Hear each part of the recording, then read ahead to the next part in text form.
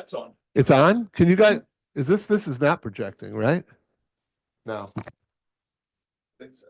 This is about deporting Venezuelans to El Salvador. Is that what it is? Just definitely.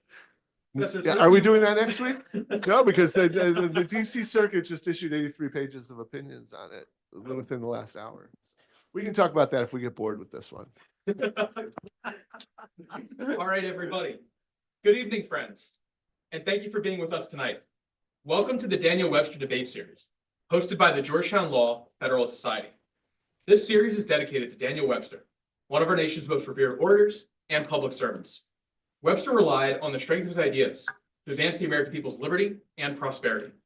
He is rightly remembered as a great expounder and defender of our Constitution.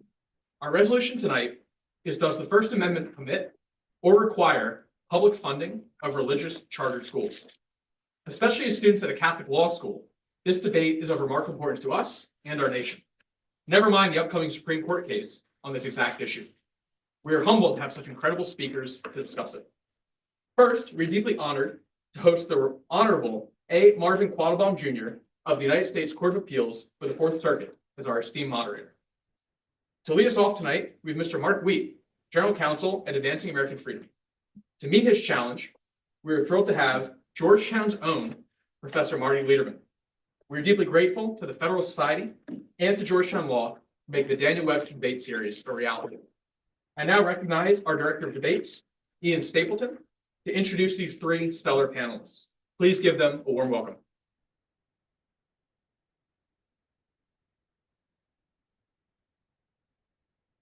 The Honorable A. Marvin Quattlebaum Jr. serves as a circuit judge on the United States Court of Appeals for the Fourth Circuit. Before that, Judge Quattlebaum served as U.S. District Judge for the District of South Carolina. And before ascending to the bench, Judge Quattlebaum was a partner in the Greenville, South Carolina office of Nelson, Mullins, Riley, and Scarborough, LLP, the same firm where he started his legal career as an associate in 1989. He was invited also to serve both as a fellow in the American College of Trial Lawyers and as a permanent member of the Judicial Conference for the U.S. Court of Appeals for the Fourth Circuit before his appointments. From 2011 to 2012, Judge Quattlebaum served as the president of the South Carolina Bar. He earned his B.A. cum laude from Rhodes College and his J.D. from the University of South Carolina School of Law, where he served as a member of the South Carolina Law Review. Mark Wheat is General Counsel at Advancing American Freedom. Before joining AAF, Mr. Wheat held a variety of positions in the federal government. For his time in Congress, he served as a counsel to the House Committee on Energy and Commerce, as well as staff director and chief counsel to the House Subcommittee on Criminal Justice, Drug Policy, and Human Resources. Beyond Congress, Mr. Wheat has held positions in the executive branch as well, with these including serving as senior advisor for Senate Affairs in the Department of State, and most recently as Deputy Assistant General Counsel at the Securities and Exchange Commission. He's also served on the Board of Visitors for the Institute on Economic International Affairs at the Fund for American Studies. Mr. Wheat received his BA from the University of Illinois and his JD from the Antonin Scalia School of Law at George Mason University. Professor Martin S. Lederman is professor of practice here at Georgetown University Law Center, where he is also senior fellow with the Supreme Court Institute. And he has also requested a brief introduction. So I will say, it was suffice to say. I tell him what it was like to be my student. I was going to get there. That was one of my closing points. So he has served 3 stints at OLC in the Department of Justice. He's frequently written and contemplated law and religion issues.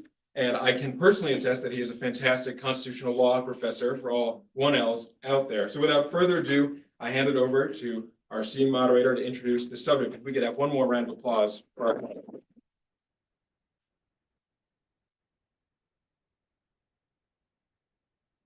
Right, can y'all hear me okay? Yes. Okay, good. Well, it's great to be here. Thank you to the Law Center here. Thank you to the Georgetown Student Chapter of the Federalist Society. I've never been in the building before, so this is a lot of fun for me. I want to thank Brady for his help in arranging this. It's been a pleasure to get to know him, and I'm excited to be a part of this debate series. Wow, what a cool thing to have, you know, week after week. That's amazing. Look forward to hearing from our speakers here. They're quite esteemed. I talk slower than them probably, so I hope not to hold them back in any other ways.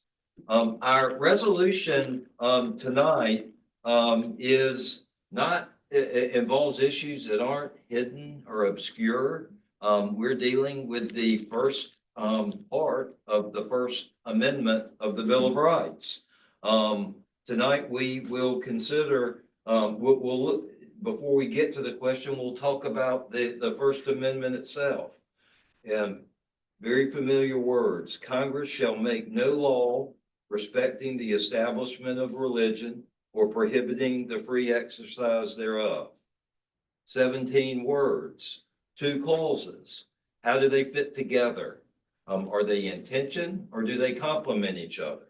Those are things we'll perhaps hear about tonight. Let's start with the first clause. The Congress shall make no law prohibiting the establishment of religion. What does that mean? For a while, we had a test for that, the Lemon test, starting in 1971. But I think we probably, if all agree, that test is now dead. In its replace, we have history and tradition.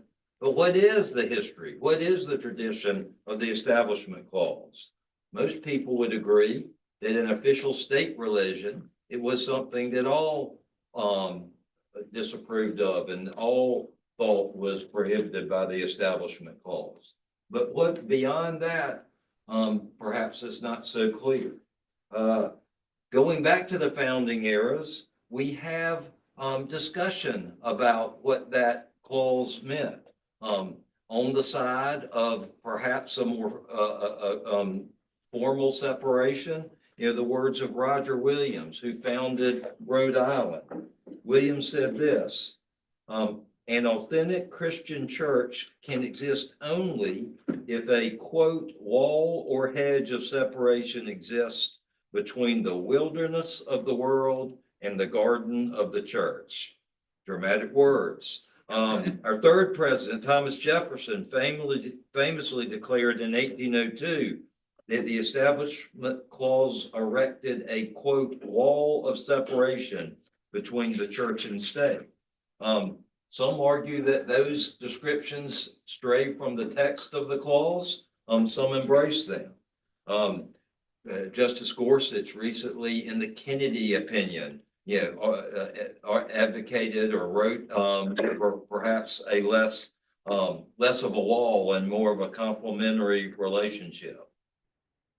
Moving from the Establishment Clause to the Free Exercise Clause, the founders certainly thought that that clause created a right of free exercise, but to them it was more than a right. It was an essential tool of democracy.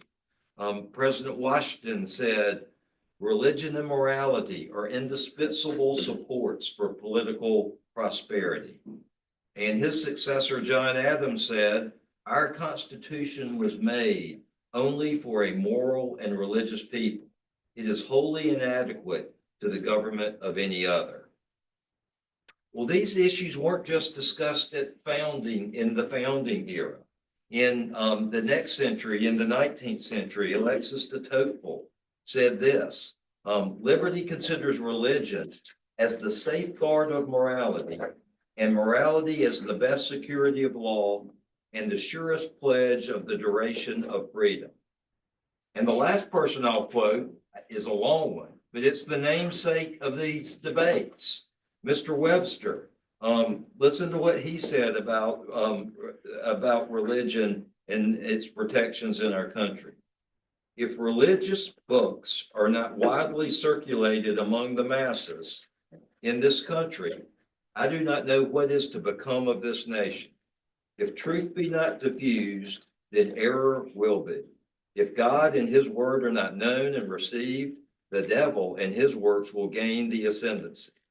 If the evangelical volume does not reach every hamlet, the pages of a corrupt and licentious literature will.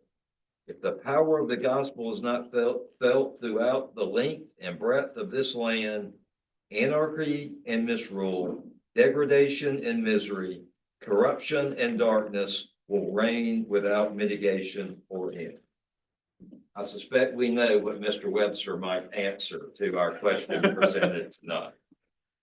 But our resolution is not just the type of, it's not just an issue for historical study, it's an issue for current study. As was alluded to earlier, we have 3 recent cases. I suspect they'll be talked about tonight. In 2001, we have the Fulton versus City of Philadelphia case. In 2022, we have the Kennedy versus Breveton School District case. And that same year, Carson versus Makin.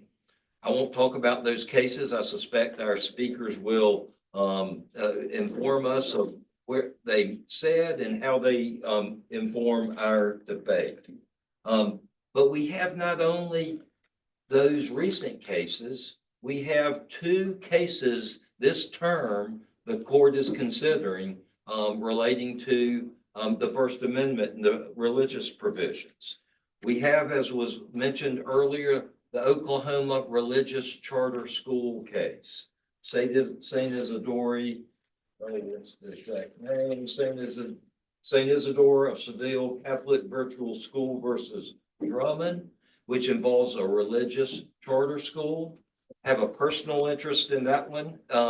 A few years ago, I wrote a dissent in a case called Peltier versus Charter Day School, which involved a charter school that imposed dress codes, different dress codes for male and female students. That was challenged on equal protection grounds, not First Amendment grounds, but it presented the state actor issue.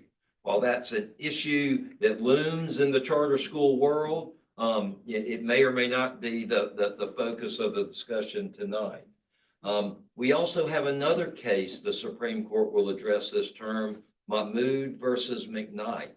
That's a case out of the Fourth Circuit where I dissented as well. It involves curriculum, K through 5 reading curriculum that was adopted to show more inclusivity for the LGBTQ community. Parents objected to that curriculum. The school district had a religious accommodation policy. Well, they did until they didn't.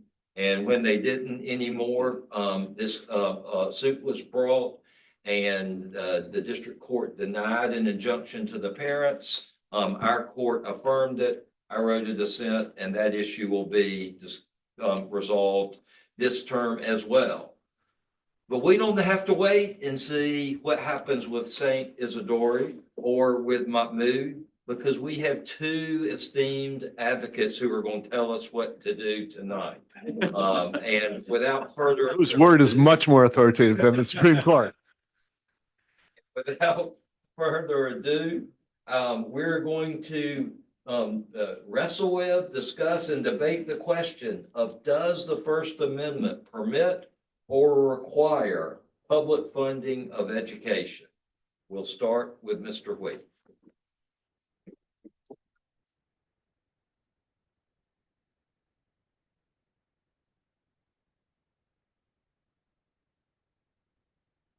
Would like to thank the Federal Society of Georgetown University Law Center for the kind invitation to speak on the question, does the First Amendment permit or require public funding of religious charter schools?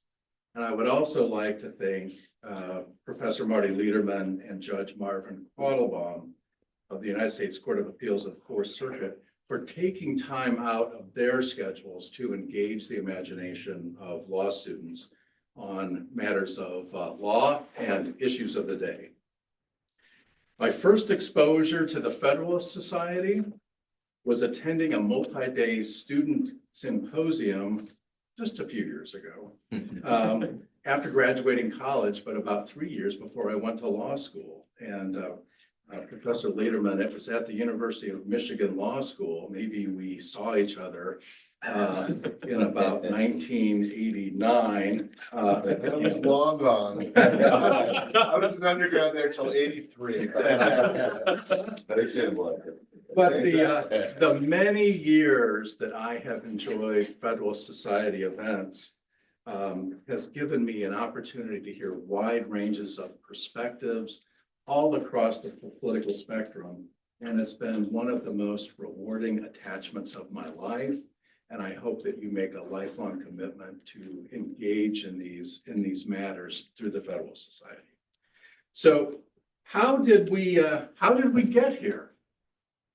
Educational freedom has been controversial for a very long time. By my estimate, the modern educational freedom movement started in 399 BC, when a private school teacher was forced to drink hemlock by the equivalent of the local board of education for one, failing to acknowledge the gods of that city acknowledged, and two, a rather vague charge of corrupting the youth. How families choose to educate their children is still enormously controversial, precisely because each child is uniquely known by just one family, who are in the best position to know what educational opportunities would make that child thrive and have a richly fulfilling life. Those outside the family unit may have their own opinions that they would like to substitute for the judgment of others. And they may use modern day alternatives to hemlock to get their way. Zoning laws, teacher certification, multiple layers of required administrative staff, mandates to teach, to a state mandated test.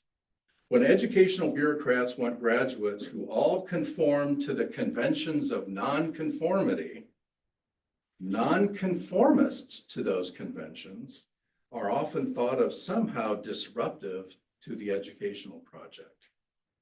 It is those creative minorities, the ones who don't fit in a government-sponsored schooling program, whose freedoms need to be protected and on whose behalf we should all stand. At the end of next month, the U.S. Supreme Court will hear oral arguments on St. Isidore of Seville Catholic Virtual School versus Drummond, which brings to the court's focus one of those unfair barriers that prevent equal access to the public square. It is an Oklahoma case, and the court will be asked to rule on whether states can ban faith-based charter schools or whether such restrictions violate the First Amendment's right to the free exercise of religion. This is a noteworthy case that those in this room should consider writing on, because it will be a great interest to the audience of 6,500 charter schools that now educate some 2.5 million students. The families backing St. Isidore of Seville Catholic Virtual School come to the court with a strong tailwind of 3 Supreme Court cases that arrived at approximately 3-year intervals since 2017, each remarkably authored by Chief Justice John Roberts and joined by Justice Brett Kavanaugh. Trinity Lutheran Church of Columbia v. Comer, 2017, and that's from Missouri. Espinosa v. Montana, Department of Revenue, that's in 2020, and Carson v. Makin, 2022, from Maine. Each of these cases expands educational freedom by clarifying to its critics that a state government may not condition eligibility for an otherwise available public benefit based on requirement that a private school renounce its religious convictions and identity. Full stop. First, in Trinity Lutheran, 2017, the Supreme Court held that where a policy expressly discriminates against otherwise eligible recipients by disqualifying them from a public benefit solely because of their religious character, that policy, quote, imposes a penalty on the free exercise of religion that triggers the most exacting scrutiny. In that case, Missouri deemed a church ineligible for a competitive playground resurfacing grant based on a state constitutional provision prohibiting aid to religious institutions. And what exactly was that benefit that they were denied? The state was shredding tires headed to the landfill and found a way of disposing of them cheaply by turning them into playground surfaces for children to play on. Big benefit. But Trinity Lutheran's playground was, get your Band-Aids ready, gravel. Imagine that. But the church had quote, a right to participate in a government benefit program without having to disavow its religious character, unquote. And under the strict scrutiny framework, Missouri's interest in avoiding religious establishment concerns simply couldn't qualify as compelled. Second, in Espinoza versus Montana Department of Revenue, 2020, it concerned a modest tax credit to individuals and businesses who donated to certain nonprofit scholarship organizations frequently attached to a school. The Supreme Court reversed a Montana decision based on a state constitutional provision that singled out schools for exclusion from funding based on their religious character. The Montana Supreme Court's decision forced schools to choose either to divorce themselves from any religious control or affiliation, or remain ineligible for government aid under the Montana Constitution. Drawing upon the straightforward rule from Trinity Lutheran, the Supreme Court applied strict scrutiny to the state's discriminatory policy. The state's asserted interest in separating church and state more fiercely than the federal Constitution failed the test. The Supreme Court emphasized that Montana's policy burdens not only religious schools, but also the families whose children attend or hope to attend them. Third, in Carson v. Makin, the Supreme Court held that Maine effectively penalized the free exercise of religion when it disqualified schools from a generally available scholarship for rural students based solely on their religious character. Yet again, a state's exclusion of religious entities from a public benefit didn't survive scrutiny because a state's anti-establishment interest does not justify enactments that exclude some members of the community from an otherwise generally available public benefit because of their religious exercise. These three cases seem to set up the families of St. Isidore with a three-course meal of religious liberty that would nourish the hopes and dreams for their children's education. But like Socrates, we should look in our goblets to see where the hemlock is. In Oklahoma, charter schools are privately operated, but are called public schools because they receive taxpayer money and therefore violates the establishment rules. Would you like another sip of hemlock? Not so fast. The Supreme Court made clear in the 1974 case, Jackson v. Metropolitan Edison Company, that the term public has no constitutional significance because constitutional rights don't depend on a state affixing self-serving statutory labels.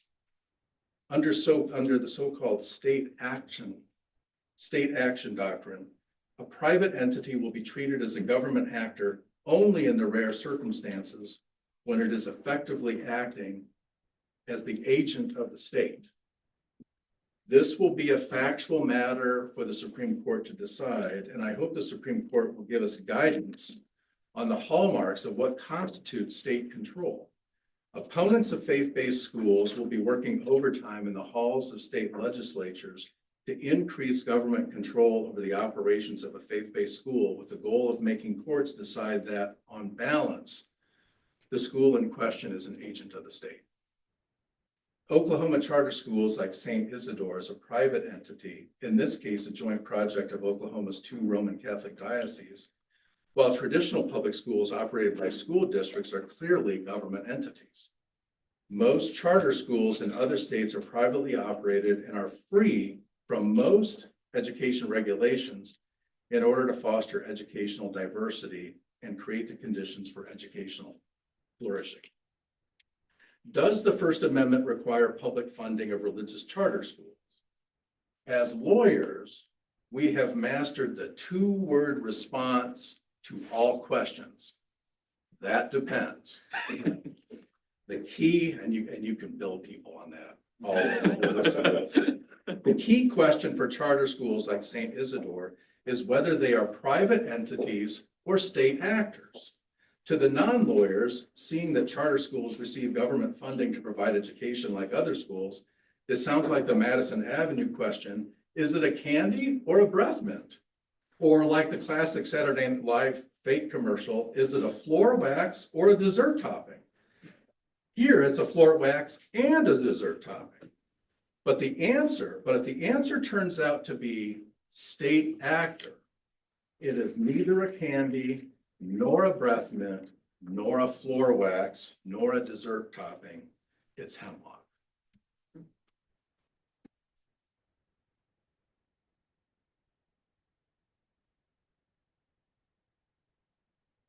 Hey, you want to watch? Someone's watches here. Yes, mine, but you can use it. Oh, it's a gift from the.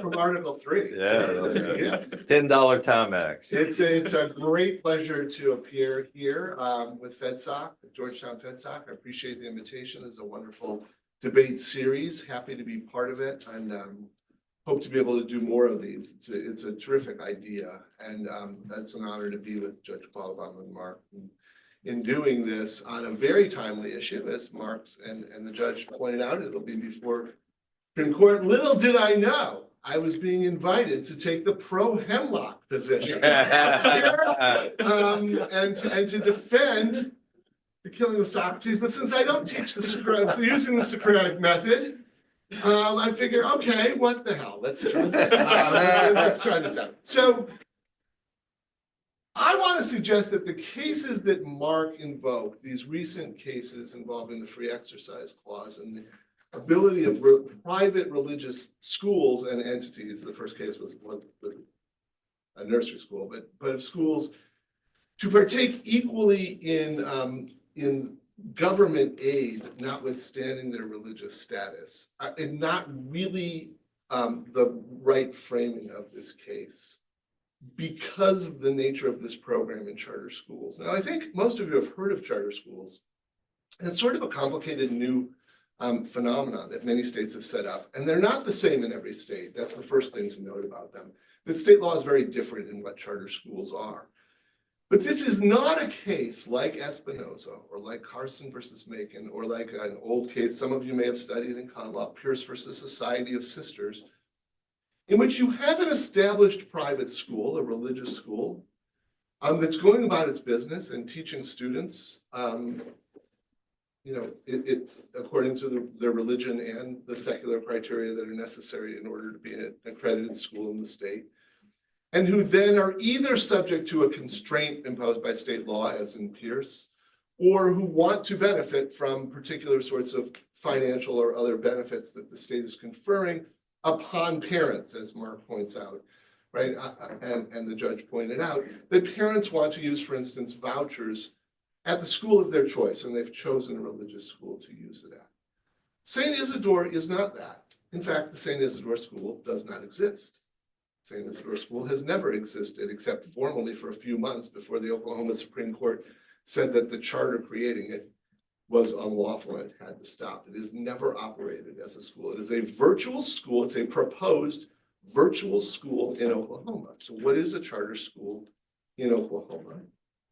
A charter school, according to the state of Oklahoma, and importantly, according to the federal government as well, which funds it as a public school under the Elementary and Secondary Schools Act, is a public school. It's part of the public school system, right? Which is an Oklahoma Constitution, requires the state to provide free and equal access to all students in Oklahoma within the public school system. They don't have to take advantage of that. As in all 50 states, they can opt for private schooling instead.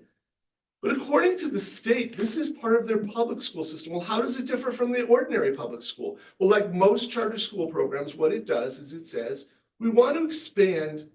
We don't want to keep every school to the ordinary state prescribed curriculum and methods of education. We want to let a million flowers bloom and use experimentation. And so we invite private parties to apply to operate or be part of a charter school within the public school system that is bound by most of the laws that govern public schools, but not all. They have more flexibility in the way that they can teach and what they teach and in their curriculum, subject, of course, to having to teach the basic outlines of what the state insists upon for every student, whether they go to private or public school.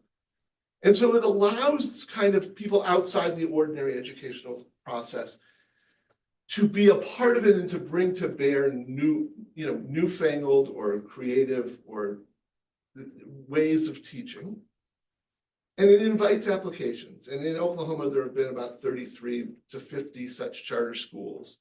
There have been many private entities that have applied for the schools to become part of the public school system. And there's an Oklahoma State Board that is the principal sponsor of these schools and that decides which of the applicants to grant and to allow to become part of the Oklahoma public school system. Interestingly, under Oklahoma law, if this Oklahoma agency decides to enter into this contract with a private party to have them operate a charter school, the verb that's used in the Oklahoma statute is the Oklahoma agency has thereby established the school. That should resonate. The establishment clause, right? Okay. So Oklahoma, unlike in Carson and in Pearson, is establishing this school. It doesn't exist otherwise. The St. Isidore, the private parties who have proposed the St. Isidore School are not running the school now as a private school, which they're perfectly entitled to do. They've never run it that way. And when Oklahoma Supreme Court told them they couldn't be a charter school, they didn't turn around and make it into a private school. It doesn't exist until Oklahoma creates it in conjunction with these private parties pursuant to this contract. As my predecessors have pointed out here, then, the first question presented by the Supreme Court is, it's kind of a new animal in between a traditional public school and a traditional private school. It's got elements of both of those things. How should we characterize it for purposes of the Constitution? Is it an instrumentality of the state of Oklahoma, which is what the Oklahoma Attorney General says it is and what state and federal law say it is? Or is it instead better viewed as a private entity that is not bound by the same constitutional constraints that Oklahoma public schools are bound by? And that first question of law, Judge Quattlebaum wrote a very interesting dissent in this Peltier case in the Fourth Circuit, which wasn't a religion case. It was just about another charter school that wanted to impose uniform requirements for the girls who were attending, and there was an issue about whether that complied with the Equal Protection Clause. That's an interesting question, but there the school was pretty plainly, I think in that case, and in many of the cases, a private school. And the question was simply whether the private school was a so-called state actor. Many of you, I don't know, we don't really teach state action doctrine a lot in law school, but some of you may have tripped upon it at some point. There's a series of cases, mostly coming out of the South in the 1960s, in which the question was whether nominally private entities, whether they be parks or restaurants or the like, were bound by constitutional constraints because they were acting either in cahoots with or in relation to the public authorities and engaged in race discrimination. So there's this whole very elaborate body of law about when private parties are deemed to be state actors bound by the Constitution. This isn't quite that. This would St. Isidore, if it were created by Oklahoma, would it be an instrumentality of the government of Oklahoma, or would it be a private party for purposes of the application of the federal Constitution? That's the first question presented. It's really an interesting, sort of arcane question that's the leading precedent is a case called Lebron, which is about Amtrak, in which the court held that Amtrak is actually part of the federal government, even though it was created as a quasi-private entity by Congress. Is this more analogous to Amtrak, or is this analogous to a private school? The court will decide that question, which isn't a religion clause question. It's a question of who do we deem to be parts of government for constitutional purposes? I will say one thing about that, which is what's really interesting to me, which I learned only upon getting involved in this case. The charter school movement in America, the entities that are most prominent in promoting charter schools, I believe will be filing an amicus brief in which they say they are fully committed to being deemed as public entities and parts of the governments of states, fully subject to the constraints of the US Constitution, the way that public schools are. And in fact, they insist upon it because politically that, among other reasons, because it's really in their best interest to be viewed as part of the government. So that's interesting, and I'm not sure the justices know that. I didn't know that before, and I thought most charter schools probably don't want to be constrained by constitutional, it's not just the religion clauses, it's free speech and due process and reasonable searches and all sorts of things that affect the way that public school teachers are. So in the Q&A, I guess we're going to do some colloquy among the three of us. I hope we have time to entertain your questions. Happy to talk about this really interesting constitutional law question of how should courts characterize entities as being in the government or outside it. The point I want to stress here is that I think that either way, whether the court holds that this is an instrumentality of Oklahoma or a private school, it would be, not only doesn't the Constitution require Oklahoma to fund and establish and sponsor the school, but the Constitution prohibits Oklahoma from doing so. Let me start with what I think might be common ground, although I'm really curious to see whether Mark and the judge agree. If the court were to hold that this is an instrumentality of the Oklahoma public school system, I think the case law is crystal clear, going back a long way, 75 years or more, that of course a public school cannot do what St. Isidore proposes to do. What does St. Isidore propose to do? It will derive its characteristics and structure as a genuine instrument of the Catholic Church, a place of real and specific pastoral ministry, participating in the evangelizing mission of the church and the privileged environment in which Christian education is carried out, places of evangelization, complete formation, enculturation, apprenticeship in a dialogue between young people of different religions and social backgrounds, prescribing the curriculum be rooted in the life and teachings of Jesus Christ, responding to his call to make disciples of all people. And those teachings would permeate the school day and be expressed through worship, prayer, and religion classes. Now, just to be clear, there is nothing wrong with that at all. That is common to many Catholic schools in America that are private.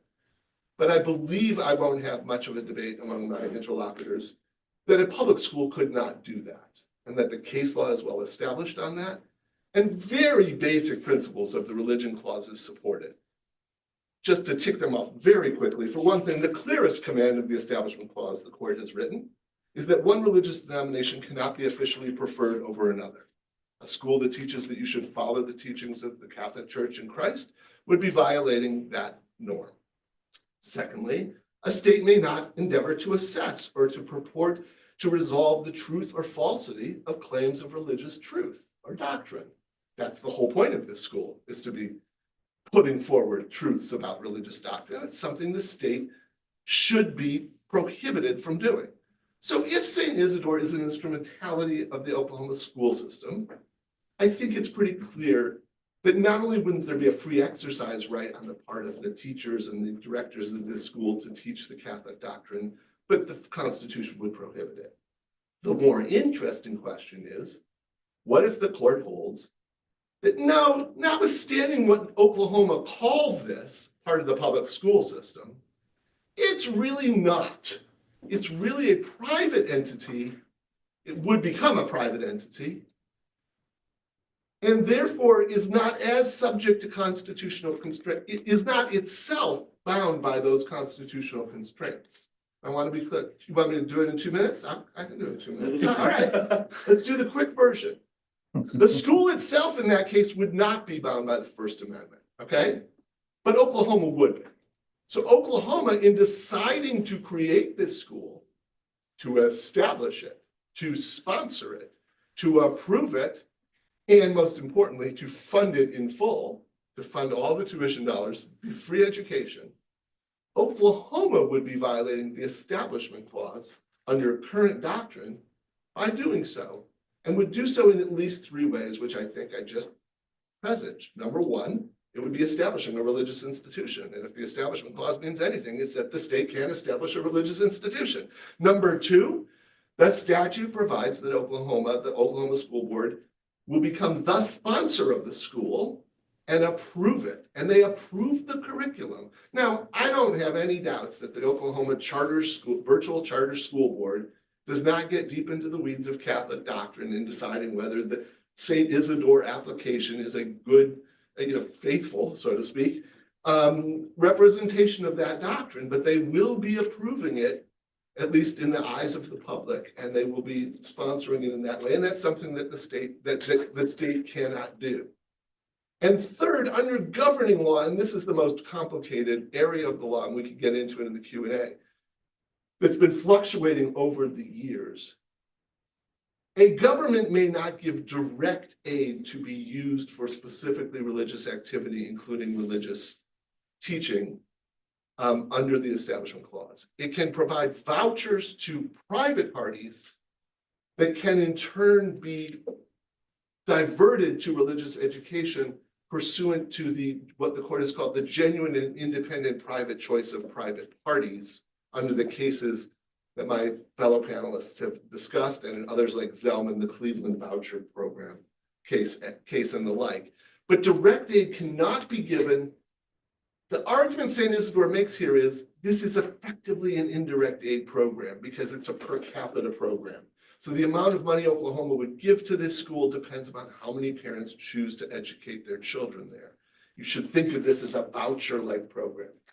The problem with that is that at the earlier time, the Oklahoma School Board is deciding whether this school will be part of the charter school system, right? It is not a provision that all private school, you can use your vouchers for any private school in Oklahoma. Parents get to make the choice where the money goes. The state of Oklahoma will be in a meaningful respect responsible for the fact that this is one of the options being given to parents about where the state will subsidize the education of their children.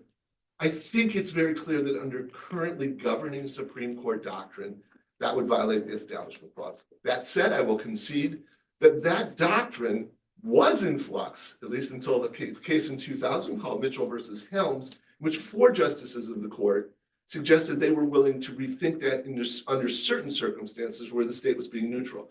Amazingly, over the last quarter century, there hasn't been any movement on that doctrine at all. There haven't been cases that have come up to the court. But even Justice Thomas's plurality opinion, therefore, 4 insisted upon neutrality by the state as a condition of being allowed to give direct money and other aid to religious education. And here the whole point is this is in some sense, in a meaningful sense, not neutral because the Oklahoma Charter School Board will be deciding not only to allow St. Isidore to participate, but actually establishing this school and sponsoring it.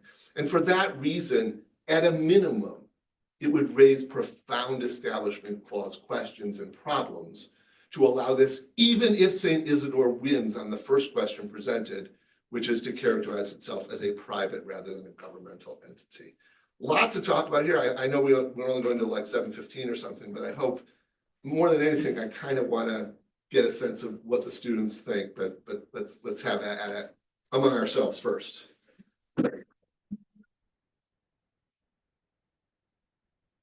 All right, thanks for both speakers.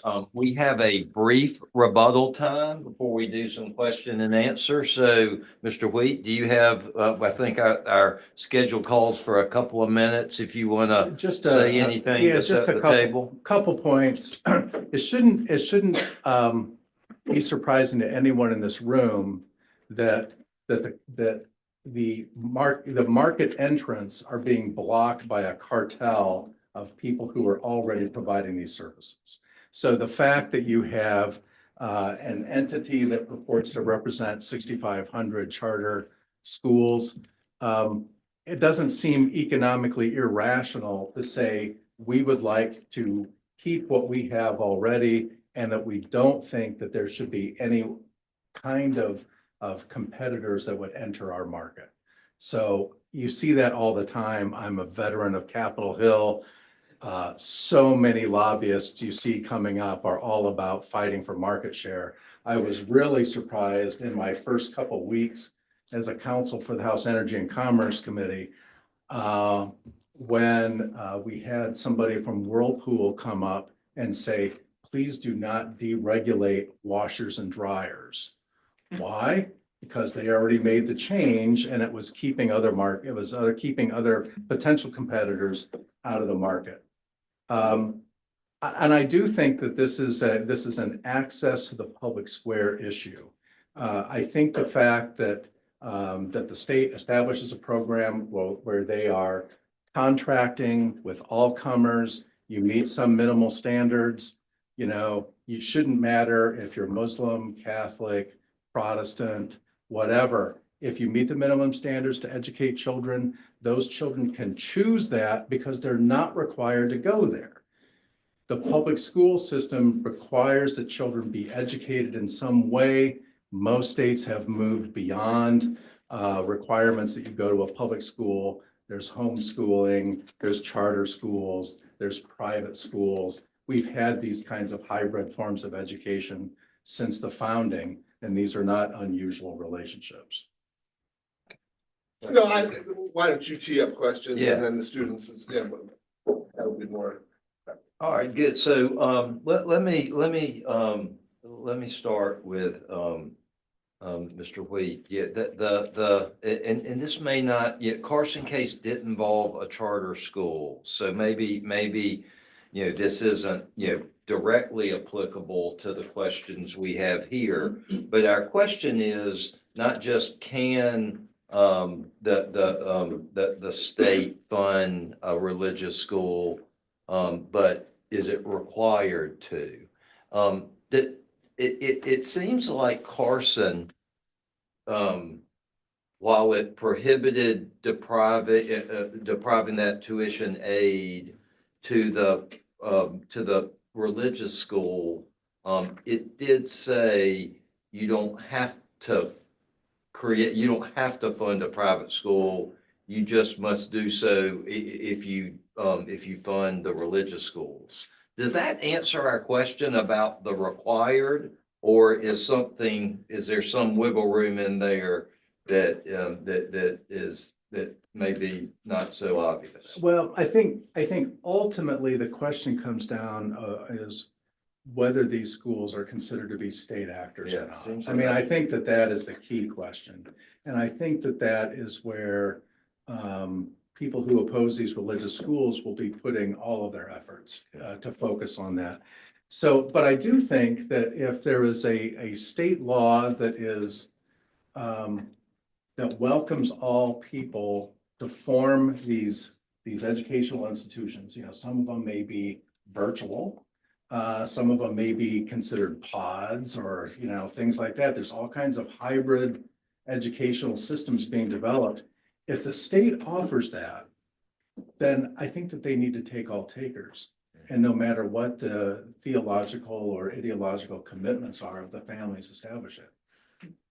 So just following up, the Professor Lederman talks about if there is a determination that the school's a state actor, that's kind of ball game. I think it's the whole ball of wax. So we do have that. You do have common ground. There are folks not in the case before the board and not in our panel who are beginning to argue that even within the public school system, teachers, students, parents should be able to, maybe not required to, but should be able to use religion within the public schools, and that, for instance, the school prayer decisions are wrongly decided. The 1948 decision, Illinois versus McCollum, is wrongly decided. That was 8-1 decision by the Supreme Court, 75 years old now, that schools couldn't even invite in religious teachers for part of the day, that the students would go off to the religious classes at the school. That is not expressly raised in the St. Isidore case. No one's doing that, but I'm glad to hear that there probably is some common ground, that at least under current doctrine, if these are state instrumentalities, of course they can't be promoting the Catholic faith, not because there's anything wrong with that, but because the state should be disabled from taking sides on religious questions and trying to promulgate. Just not to advocate for that, but just to talk about it a little bit. I mean, after Kennedy, which effectively overrules lemon to the extent, I think everyone agrees with that and says we look at history and tradition to determine the meaning of the Establishment Clause. Does that call into question some of those cases that, like you say, have been Yeah. established for a Yeah, while? so I don't think so, but this is a brewing issue, and it's Right. one that we could have another debate on, and Yeah. or if you guys are interested in talking about it tonight, we can. I don't really think it does call into question the school prayer cases or this McCollum case, or more importantly, the fundamental Establishment Clause principles that I articulated on which they are based, which are hallmarks of the Establishment Clause going back very deep into our history and Yeah. tradition, which is that the state cannot prefer one religion over another and cannot make assessments about religious truth. And both of those things would be done if a public school were teaching any of these religious doctrines, or for that matter, teaching that religious doctrines are not true and you shouldn't follow them. That too would be inconsistent with at least the thrust of the religion clauses. So I think these are very, even after Kennedy, that's the 50-yard prayer decision. These cases are on very, very sound footing, both under history and tradition and under fundamental principles of the Establishment Clause and the hallmarks of the Establishment Clause, if you go back to Madison and Jefferson and the reasons that they put it into play. And so I think this is an easy case if the court holds that it's an instrumentality of the Oklahoma public school system. It gets thornier if they hold that it's not, and that these are effectively private schools, notwithstanding Oklahoma's denomination of them as being public schools. Yeah, I think it's not thorny if they find out that they're not an instrument. So I'm pro thorns, I'm pro hemlock, Yeah. pro cartels. Yeah. And it is a tough life. That's a tough life. They pay me the big bucks, But you say it's not, it's straightforward if it's not a state actor. Professor Lederman says you still have the state establishing the school, and the school still is going to, I guess, do the things that would make it a problem if it was an official school. So the point seems to be, hey, it's all those things are still present and the state's establishing it.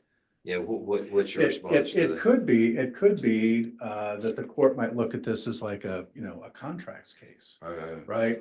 So you go out, you're trying to contract for services, and you get somebody you have a great deal of confidence that they will comply with what you need to do and fulfill the state contract.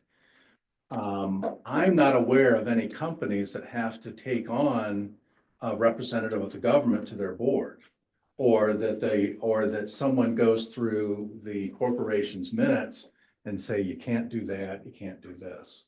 I think what would happen is if we found that they were not a state actor, where they're using the coercive power of the state to push one point of view, or keeping children out of the school if they don't choose that.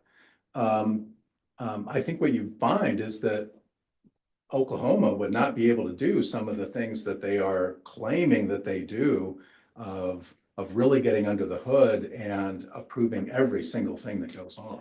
I just want to be clear, I may have overstated it. I don't think, like I said, I don't think the Oklahoma Virtual Charter School Board does approve or disapprove every jot and tittle of this very long application that the school presents to it, and that other applicants for charter schools present to it.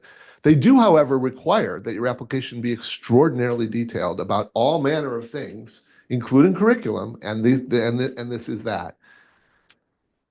And I think it's not an all-comers policy. It's not, we will allow you to do whatever you want to do as long as you, like, the students come out and can pass the SAT, right? That's not the standard. The point is there's an Oklahoma agency that is supposed to make an assessment about it. And one can imagine that if you came in with an application for a charter school in Oklahoma, and it was going to be largely devoted, your curriculum was largely going to be devoted to the teaching of astrology, or LGBT rights, or DEI, I have a sneaking suspicion that charter school wouldn't be approved by the, now I'm not suggesting any any analogy between Catholic teaching and those things.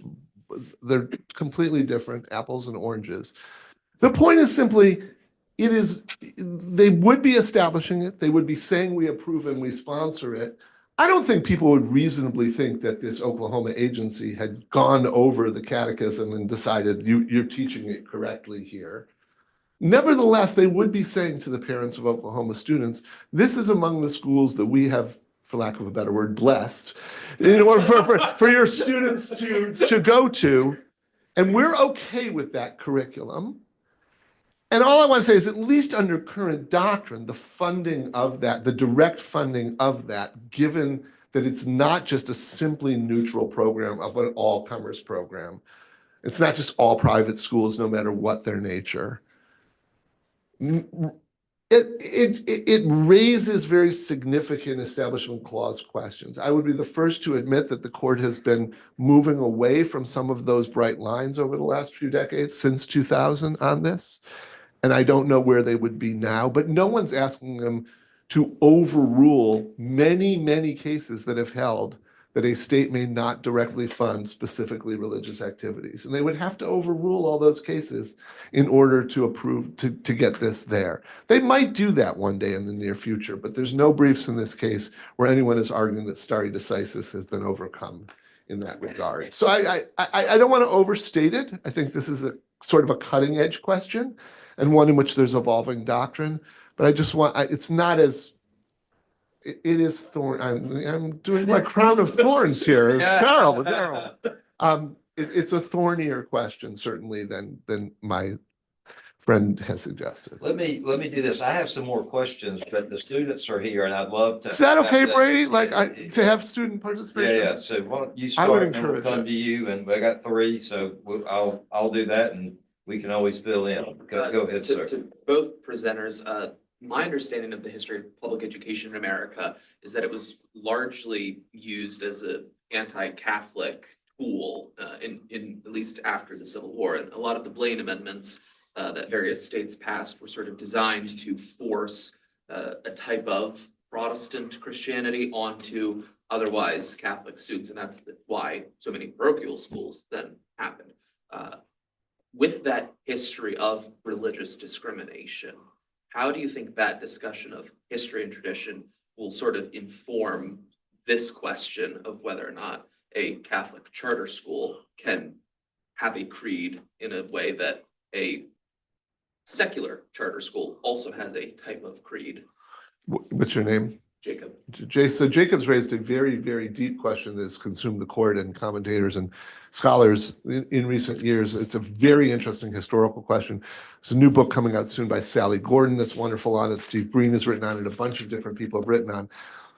There is this history in the 19th century that's really a complex history about why there were in many states restrictions on sectarian control of private schools, and in particular of state funding of sectarian schools, something you find in the constitutions of 38 out of the 50 states, many of which precede this movement in the mid-19th century, the Wayne Amendment in Michigan and Wisconsin and the like, but several of which post-date it. There was definitely a strand of anti-Catholicism, of fear that Catholic schools would not be teaching students the basic baselines of civic education that the Protestant inflected schools would.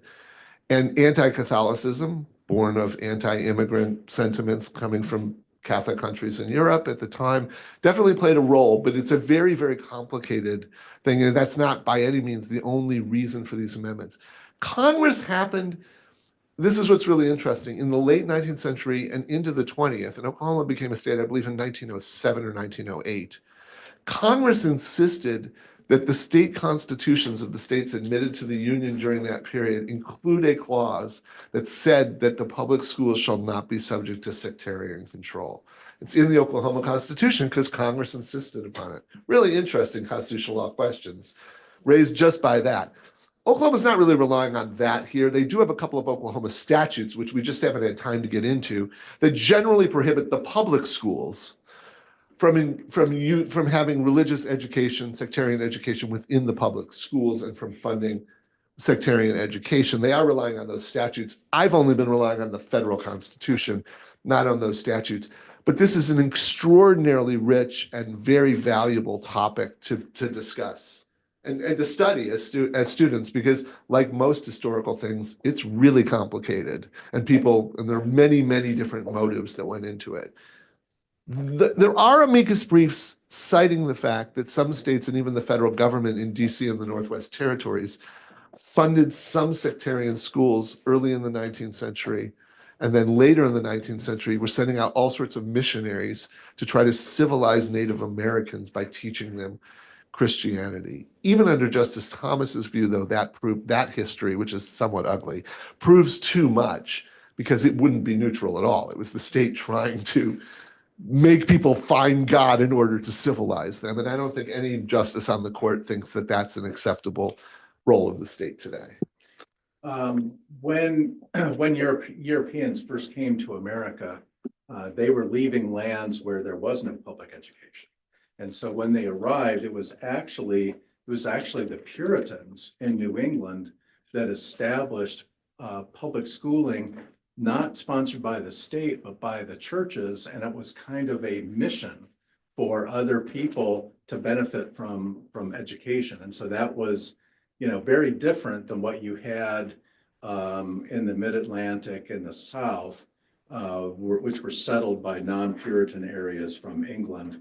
And so there, it tended to be education at home or by the local Anglican church.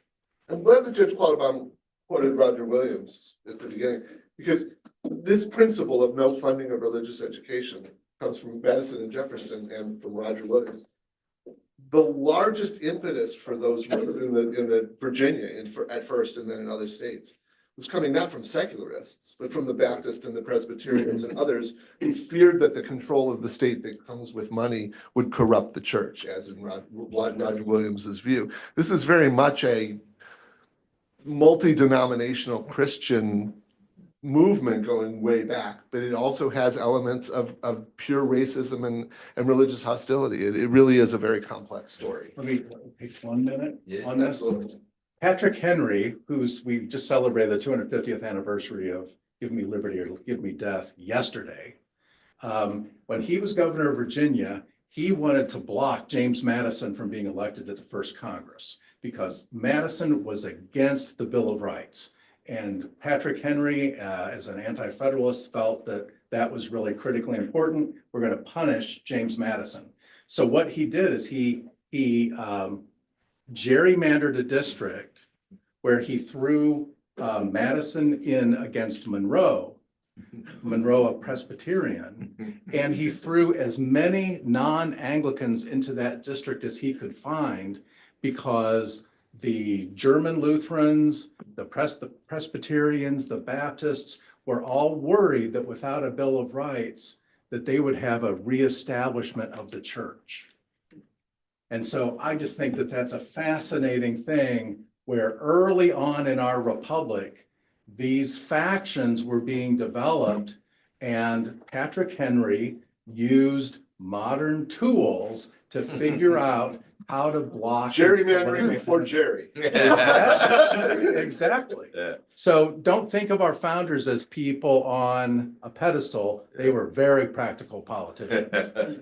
You had a question in the Yeah, yellow. on the note of Oklahoma, I believe this school year is the first in which their recent law mandating Bible teaching in K-12 education goes into effect. What ramifications do you think that law could have on Supreme Court religion doctrine and particularly Abington v. Show? It's a great question. I was unaware of that. Oh, I gotta look into it. Oklahoma is starting Bible teaching this year? Yeah. Because there's a case in the Fifth Circuit coming out of Louisiana that's getting a lot of attention. And I think the people promoting prayer and Bible, Ten Commandments case in Louisiana, and here would be Bible teaching. And part of, and Shemp is about Bible. It was about allowing students to decide which Bible verses to read over the intercom first thing in the morning. That was the practice there, which was the Supreme Court declared to be unconstitutional.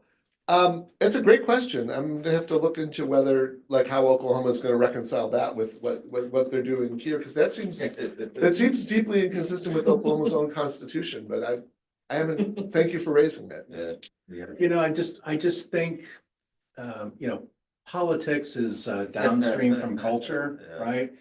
And I just think, anytime you have some element of coercion or requirement, those things are very, very unstable.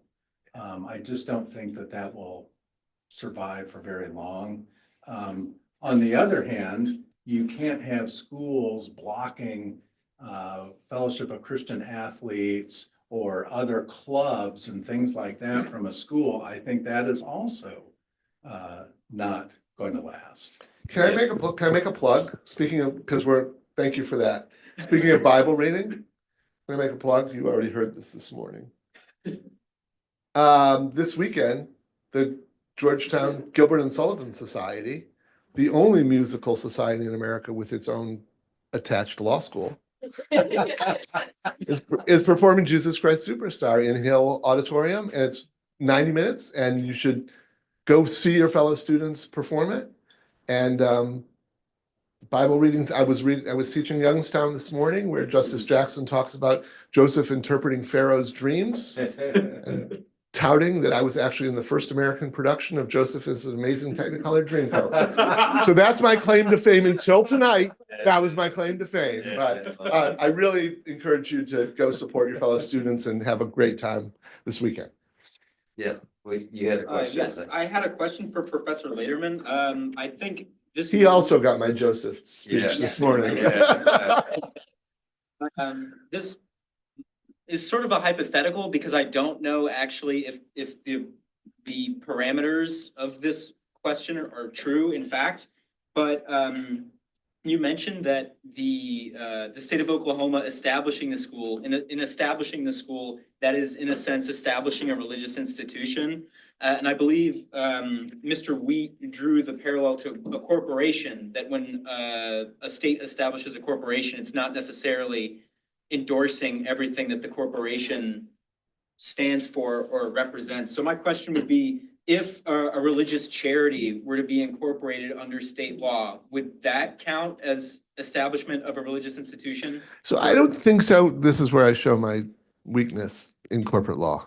I don't know anything about it either, so that's why I say. So how many of you have had Langevord for corporate law? So you guys are ahead of me. Okay. So no, my understanding is that in ordinary, obviously states charter corporations, and the legal effect of such a charter predominantly or typically is because the state has a law that certain entities can't engage in certain activities absent such a charter. So it's effectively giving them a license to do something that state law would otherwise prohibit. This isn't quite that, right? You don't need this charter. St. Isidore, there is a nonprofit corporation, the one that's proposing to start this school, that is right now perfectly free to go start the St. Isidore virtual private school with the same curriculum that it has now. They already have that authority. What they want to be able to do, the charter here, is to establish it as a public school that will be funded and overseen by the state of Oklahoma. So it has components of both things, right? These charter schools really are kind of a new hybrid animal in between private and public. That's the whole attraction of them to those who believe in the charter schools, is that they've got one foot in both of those worlds. And so you're right to say it's something like that, but I don't think it's quite like that. Now, that said, I mean, just because the verb establishes in the statute, what does that mean? Well, in this case, it literally means, it's not like Oklahoma decided to start a Catholic school. It was the idea of a private party that came to them and said, please sponsor us and do this. Please establish it. We will run it, but we want you to establish it. But it is a school that would not exist but for Oklahoma creating it and funding it. So it really is different from the Carson line of cases. It doesn't resolve the question. It just shows that this is just a different kind of thing. So at least on that point, that would apply to all charter schools, right? Right. Yeah. They're all part of the state. Yeah, yeah. So But I think realistically, that's not what the word established means. I mean, because we know in this case, it was established by two Catholic dioceses in Oklahoma. The state did not reach out and say, we know from data coming off of your telephone that you're Catholic. And we would like to organize these Catholics to have a Catholic school. That is not what happened. It's Catholics that got together, they established the school, they came to the state and said, we would like to benefit from this program that all of these other schools in Oklahoma benefit from. We would like the same access. So here's where I will take issue just on a factual point. That school does not exist. They did not establish it. They proposed it. And here's an interesting little tweak in Oklahoma law. Oklahoma law prohibits Oklahoma from creating a charter school from a school that is already a private school. Private schools cannot apply to be charter schools. The only proposals are to create schools that do not currently exist. So this school does not exist. It has been proposed by private parties, no doubt, and they have a very elaborate plan for how it is going to be operated. But if the Supreme Court affirms the Oklahoma Supreme Court, this school will not exist, which would not have been true in Carson and those. Let me raise one point, if y'all don't mind. I want to take advantage of the knowledge to my right and left, just out of curiosity. We had a South Carolina Supreme Court, state Supreme Court case not too long ago. You familiar with it? So we, our governor and legislator passed a law that a voucher provision, and specifically said that vouchers can be used by religious schools as well as non-religious private schools. And it was struck down by our state Supreme Court. Yeah. Under state constitutional State constitutional issues. So So that runs into Carson. Right? that seems to me that's a Carson issue. I mean, It is. And so the Supreme Court has held that a state cannot. Zellman, this Cleveland voucher case in 2002, decided that a state could give vouchers that parents could use at religious schools if their choice to do so was genuinely independent, Yeah. which was based on the options that the state gave and other considerations. In Carson, the court went one step further and said a state cannot preclude your use of it at a religious school as long as it's being done pursuant to the parents' genuine and independent private choice. So I would think that South Carolina decision is in trouble unless there's something about the program that is sort of coercing or pushing parents toward the religious school. Right. But I don't know anything about the fact. Looks like we're about at 7:15. We had one more student question though. Yeah, it'd be great. Who's got? Who was the third? I Or maybe think we did all I think three. we Did we did do all them all. three? Anybody else? Any other questions? Yes, sir. I mean, I just have a question, pardon my skepticism about this being neutrally applied in general. As, a lot of these programs, right, they're only really going to be applied to Christian schools. Does that ever have any bearing with the fact that, right, a lot of religious So I'm not sure that's right. institutions The vast don't- majority of charter schools are not religious orientations. They're not. This is the exception rather than the rule. You're right about that. That's right. So now one thing that the Oklahoma Attorney General is actually defending this Oklahoma Supreme Court against the Oklahoma governor and school board. So that's an interesting question. What the hell's the state doing with like half of its officials in favor and half against? And they're all conservative Republicans. What's going on here? Anyway, what the Attorney General said, and this is obviously in the not even in the background, this is on the surface of the case, is if we approve this Catholic school, we're gonna have to approve the Islamic school, we're gonna have to approve the Scientologist school, we're gonna have to approve this, that, and the other. Really? Are we really going to be saying to parents, here's our array? The DEI, maybe the DEI school, maybe the LGBTQ school, maybe the I don't know what, the astrology school, I don't know what, right? But that is definitely present here, is that we want to preserve the right of this Oklahoma agency. It's not incredibly selective, but we want to be able to make draw some standards here. And I think on that, the answer would be yes. You know, you're going to have, Yes. you're going to have a few people submitting something that's a joke or just oddball proposals. Well, they're not going to get any students, right? I mean, why would you take your child out of the local public school to put them into something that will cripple them for their life? Right? Well, I don't know, It's the not gonna- minority religions might have all the more need to set up their schools, even if it's for a smaller population. Because they're not they're not part of the majoritarian Well, culture. This goes back to the classic Amish cases. Yep. Where they did not want their children to be educated beyond 8th grade. I was born in Fort Wayne, Indiana. In the 1890s, there were so many. He was born in the 18th. Yeah. He's really well. It's drinking a lot of water.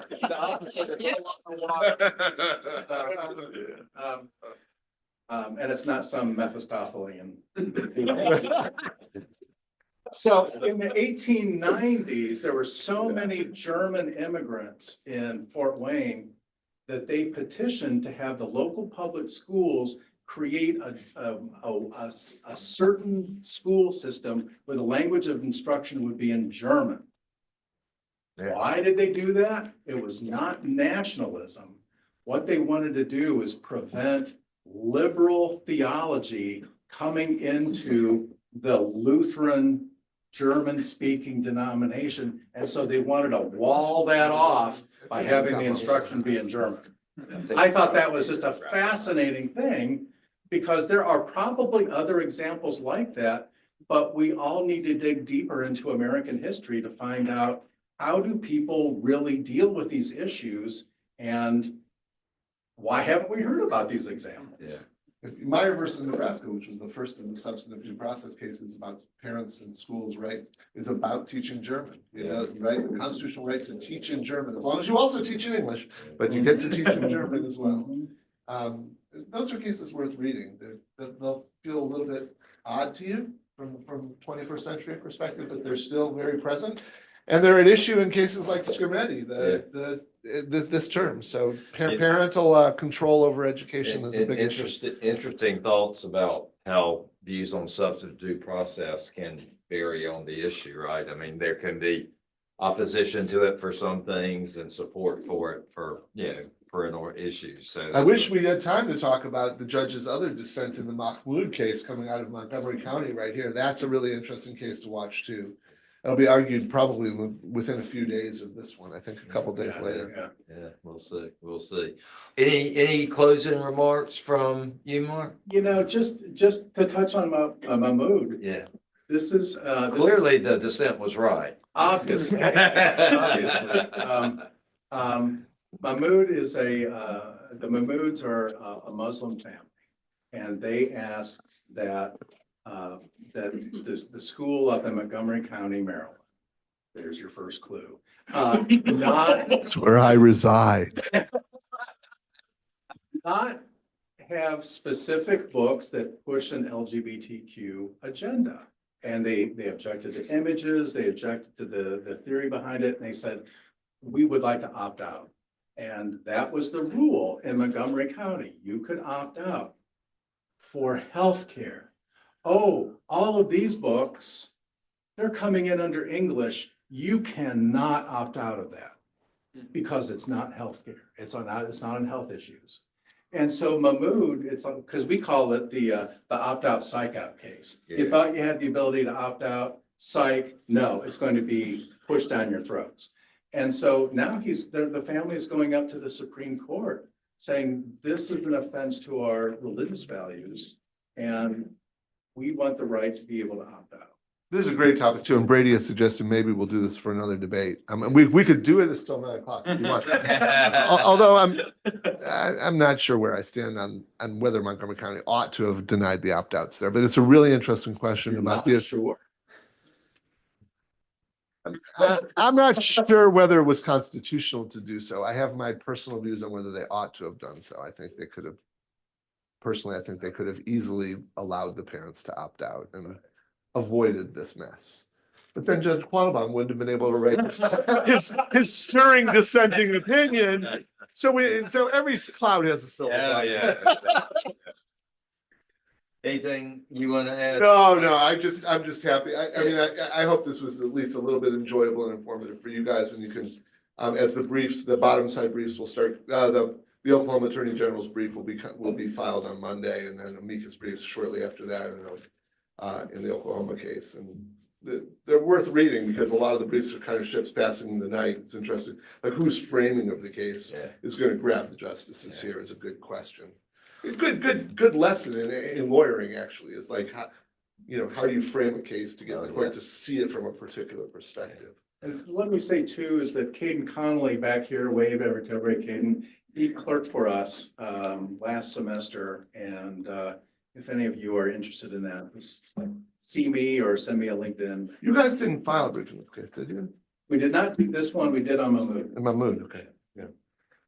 Well, very good. This has been a pleasure for me, a real treat to, be with all y'all. I hope it was interesting. Thanks to the speakers. This was great. Well, thanks to And, Judge Quattlebaum. It's an honor. No, it's fun for me. Thank you.